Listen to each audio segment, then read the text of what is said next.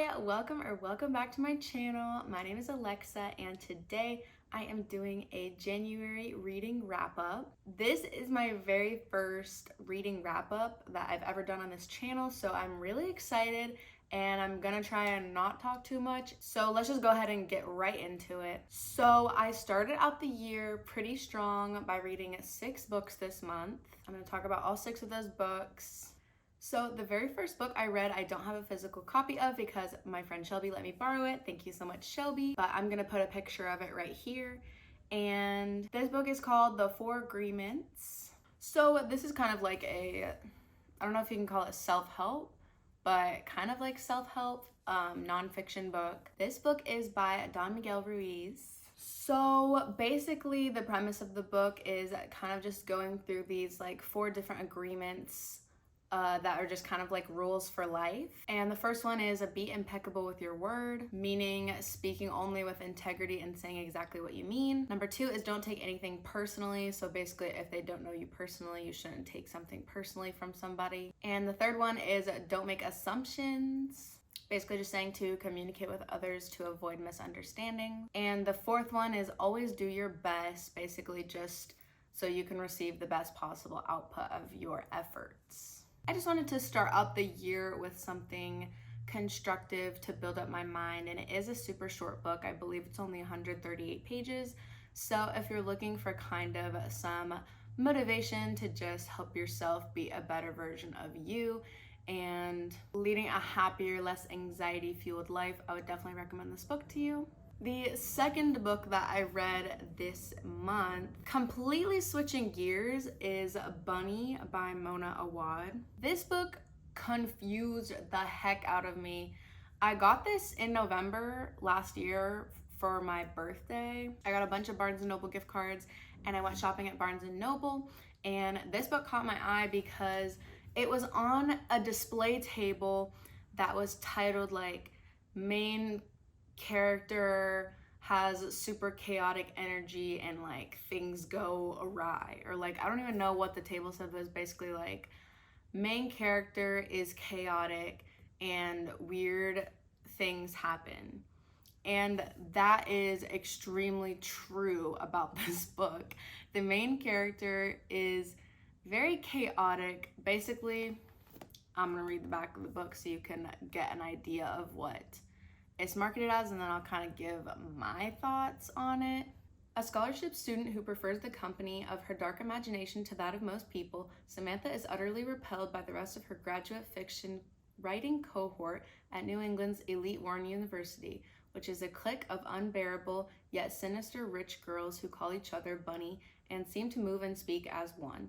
But everything changes when Samantha receives an invitation to the Bunny's fabled smut salon and finds herself inexplicably drawn to their front door, ditching her only friend Ava in the process. As Samantha plunges deeper and deeper into the Bunny's world and begins to take part in their monstrous experiments, the edges of reality begin to blur. Soon her friendship with Ava and the Bunnies will be brought into deadly collision. So yeah, as you just heard, it's basically about this college graduate student named Samantha, and she literally has one friend, Ava, and there's just not that many other characters in the book. It's basically Samantha, Ava, the Bunnies, which are not named for most of the book. They're just given like strange nicknames. And then there's like, I believe one other teacher, I think that's named. But besides that, there's not many other characters in this book. I mean, this book is, honestly, a majority of the time while I was reading this book, I didn't really know what was going on. And I think that's kind of the point, because it kind of gives this like hazy blur of reality throughout a majority of the book after a specific event occurs. I don't want to give anything away, but when I finished this book, it honestly just left me rather speechless. And I wrote in my Goodreads review that I couldn't decide if it was confusingly twisted and nonsensical or plump with narrative complexity and alluringly poetic. So it's kind of like one or the other, and I still don't really know which one it is. But would I recommend this book? For the most part, no. But if you do like strange, confusing, chaotic stories, this might be up your alley. Okay, these next couple of books I kind of read like all simultaneously, so They're like sort of in order of when I finished them, I think. But the next book I read was First Lie Wins by Ashley Elston. And for this book, I actually posted an entire book review on this book. So if you do want my thoughts on this book, you can go ahead and check out that video. I will link it in the description below. But yeah, my overall thoughts on this book is that it just kind of fell flat for me. I felt like the beginning was interesting, and then it really started to taper off in the middle towards the end. And I found the very ending of this book interesting. However, most of the plot twists I did not find worthwhile. But overall, not like a terrible book. This was part of Ruiz's book club for January, so that is why I picked this one up in the first place. Okay, the next book that I read in January, I actually also made a video about, and it wasn't a book review, I just featured the book in that video. And this one was on my Kindle, and it was Some Things Never Change by C. Yang. This book was so cute. I really liked this book. It was actually an advanced reader's copy that I was given, and so I got to read it before it came out, which was really exciting for me. I read a portion of it while I was at Disneyland, so I feel like I just have like a good association with this book overall because I read it while I was at Disneyland.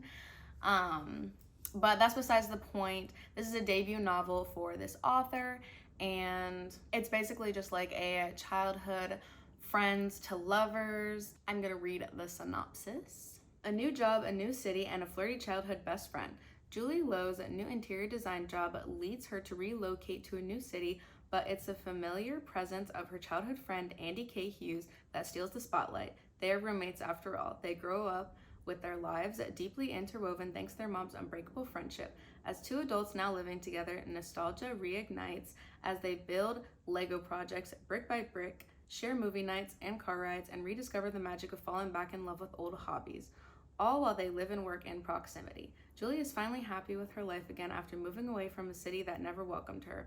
In Santa Mariana, things just felt right, but life takes an unexpected turn after a date with Mr. Perfect. She also discovers Andy has been in love with a college friend for the last decade. All this tips the axis of her world when she realizes that maybe that old teenage secret crush she used to have on him hasn't completely dimmed out. Will Julie seize this opportunity and muster up the courage to do what she would have done years ago? So yeah, it's a really cute book. I would definitely recommend it. I believe it's actually free on Kindle Unlimited, so definitely go check it out if you have Kindle Unlimited. Also, I just love childhood friends to lovers. One of my favorite romance tropes for sure. Okay, the fifth book that I read is Never Let Me Go by Kazuo Ishiguro. And I also don't have the physical copy of this book because I got it from the library, so I'm gonna insert a photo of it here. I'm gonna read the description of this one for you in case you've never heard of it. Elston seems like a pleasant English boarding school, far from the influences of the city. Its students are well tended and supported, trained in art and literature, and become just the sort of people this world wants them to be. But curiously, they are taught nothing of the outside world and are allowed little contact with it. Within the grounds of Hailsham, Kathy grows from schoolgirl to young woman, but it's only when she and her friends Ruth and Tommy leave the safe grounds of the school that they realize the full truth of what Hailsham is. Never Let Me Go breaks through the boundaries of the literary novel. It is a gripping mystery, a beautiful love story, and a scathing critique of human arrogance, and a moral examination of how we treat the vulnerable and different in our society. In exploring the themes of memory and the impact of the past, Ishiguro takes on the idea of a possible future to create his most loving and powerful book to date.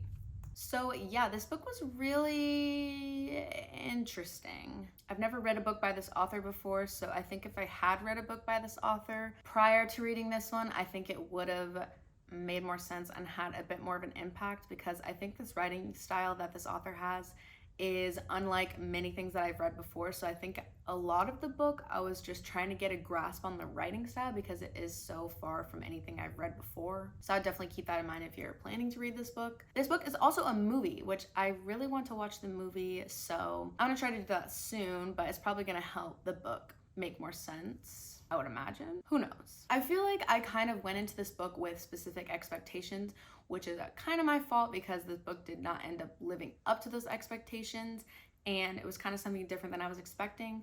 And I mean that in some good ways and some bad ways. First of all, this book just took me forever to get through, and I usually don't read a book for like longer than a week or so.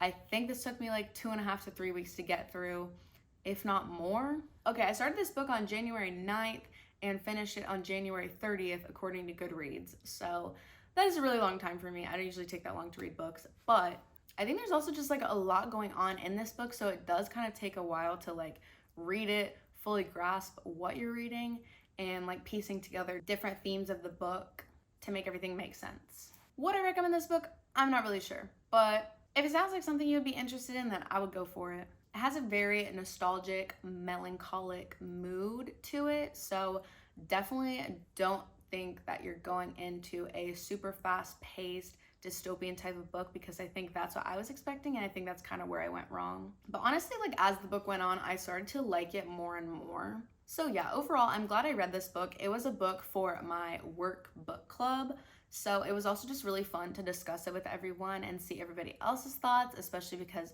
some people really liked it, some people didn't even finish it, and so it was kind of fun to just like have everyone converse about their different thoughts, ideas, takeaways on this book. So yeah, I do think it's a good book club book, I will say that.